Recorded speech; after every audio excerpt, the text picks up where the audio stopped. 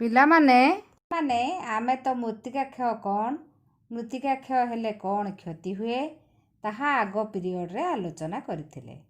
ଆଜି ଆମେ ମୃତ୍ତିକା କ୍ଷୟକୁ ରୋକିବା ପାଇଁ କି ପଦକ୍ଷେପ ନିଆଯାଇପାରିବ ଆସ ତାହା ଆଲୋଚନା କରିବା।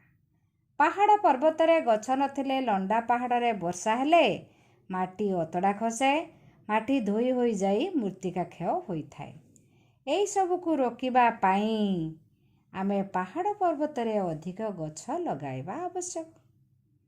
ଆଉ ମଧ୍ୟ ପାହାଡ଼ିଆ ଅଞ୍ଚଳରେ ସୋପାନ ପ୍ରଣାଳୀ ଓ ଟ୍ରେଞ୍ଚ ପ୍ରଣାଳୀରେ ଚାଷ କରି ଆମେ ମୃତ୍ତିକା କ୍ଷୟକୁ ରୋକିପାରିବା। କୃଷି କ୍ଷେତ୍ରରେ ମୃତ୍ତିକା କ୍ଷୟକୁ ରୋକିବା ପାଇଁ ଚାରିପାଖରେ ହିଡ଼ ଦେବା, ଏହାଦ୍ୱାରା ମାଟି ବାହାରକୁ ଯିବ ନାହିଁ ଏବଂ ମୃତ୍ତିକା କ୍ଷୟକୁ ରୋକାଯାଇପାରିବ।